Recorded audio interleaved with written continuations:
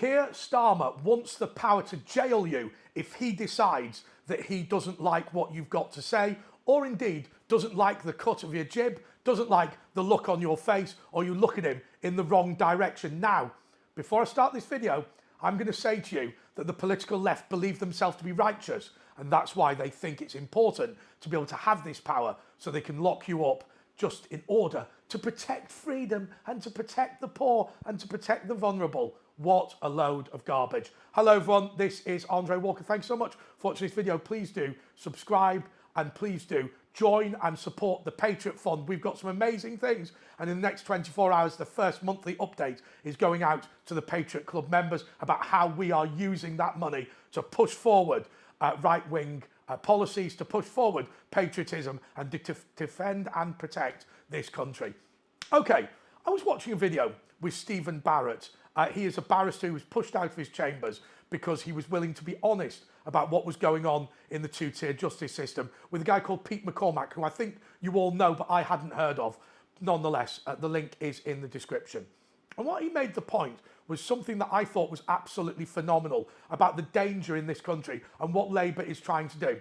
First of all, there is a very obvious principle, which is that ignorance is no defence under the law. And that is to say, if I go into, this is a bad example, but if I was to go into Tesco and pick up a load of shopping and leave, and I were to actually be caught and the police were actually to care, the defence can't be, I didn't know it was illegal to shoplift.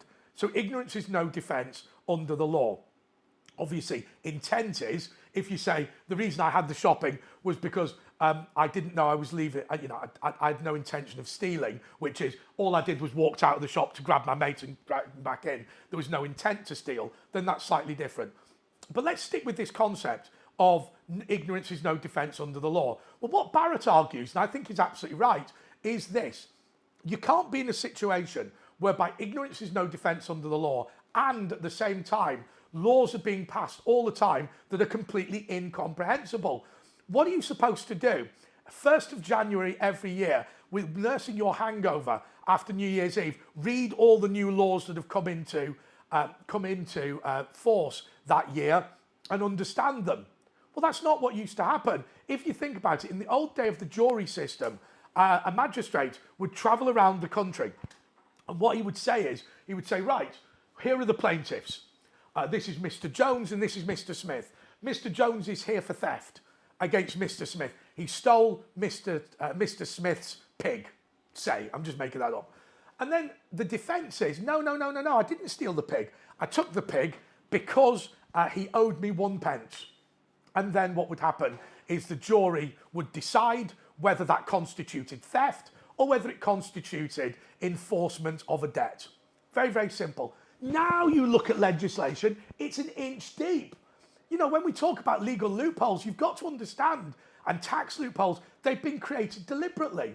When they were talking in the past about Gary Barlow evading his tax, no.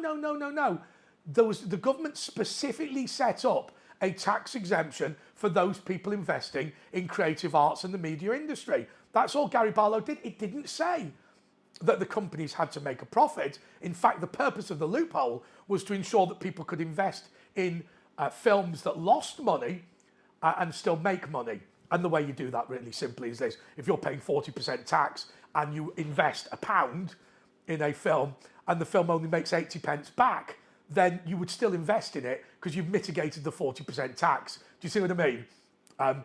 You would have got 60 pence after tax, but instead you gave them £1 and got 80 pence. I assume the mathematics will not be lost on most of you, but nonetheless, that loophole was created deliberately.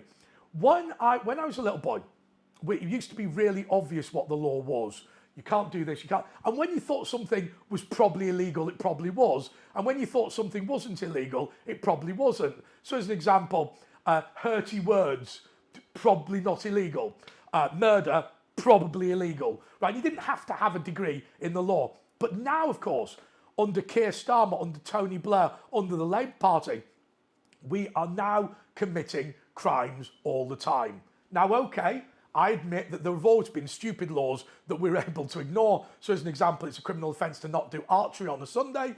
It's perfectly legal to kill a Welshman from the walls of Chester if he attempts to enter the city on a Sunday. Okay, but those are redundant laws which have been superseded. They remain on the statute book, but actually, in reality, they've been effectively repealed by law that came later, i.e. laws that make it obvious you can't kill Welsh people under any circumstances whatsoever. So those things we always joke about those laws being in existence. You can't wear your armour into the Palace of Westminster, but actually many of them now have been, well, they've all been superseded. And what we've got left is new law, but it's coming through at an unprecedented rate. And if you now want to live your life in a normal way and stay on the right side of the law, that is virtually impossible, and it is getting harder. And so what does that create? Well, it creates an ability that Tommy Robinson is probably the first victim of, whereby if the state wants to jail you now, the state can jail you. The reason is because if they go through your affairs for long enough, you will have accidentally committed an offence somewhere. So it was something like, you know, the Tommy Robinson mortgage fraud case, where what he did was he signed up applying for a mortgage based on a certain income, and did he know he wasn't going to earn that much? Was it a prediction? Whatever. He got done for that. But, you know, Bedfordshire police had raided his house, you know, every month for about 3 years in order to find something to lock him up for. And that's why I say at the beginning of this video that Kier Starmer now has the ability to lock you up if he doesn't like you, because now you do not know what the law says. And you can't protect yourself from that law. You require a law degree to understand the law. Most of us simply do not have that. That is the danger that we're in. And this is why we have to start simplifying the law. A law saying you cannot steal, and then saying 12 men and women nowadays will make the decision as to whether you did it, makes sense. This whole thing about, you know, blasphemy coming back. So hang on a second. So burning a Bible is legal because blasphemy doesn't exist on the statute book. Burning a Quran is illegal on the grounds it's a hate crime against Muslims. Well, hang on a second. Is religion a protected characteristic? Well, we're not really sure whether it's a protected characteristic. Is a Jew a religion or an ethnicity? Well, if it's an ethnicity, then you can't discriminate. If it's a religion, then you can be critical. All of that soup of stupidity means that if you do something at any time, you don't know whether you're acting legally or illegally. And that's going to become particularly important as we campaign to take this country back from the elite. Because the ability to simply go, I've decided that you're a criminal, and I can find a law somewhere buried in the statute book amongst the confetti that go through the House of Commons and House of Lords every year. That is the danger. And so a future government, whether that be the Conservatives getting themselves in order, whether that be Nick Tanconi from UKIP, or whether that be Nigel Farage from Reform, a future government needs to look at this and needs to do the Great Repeal, which is David Starkey's concept of taking every single law that has been created since 1997 and repealing them all. Apart from maybe a list of, say, 10, Brexit and a few other bits and bobs. But essentially, get rid of all of it. And don't start from a position of what are we going to repeal. Start from a position of what are we going to keep. And I think that that would be a major, major step forward. Thank you so much for watching this video. Please do subscribe, but also please donate to the Patreon Fund, and I'll get that video out to you about the monthly update. You're going to be impressed with how well we're doing. Until next time, goodbye.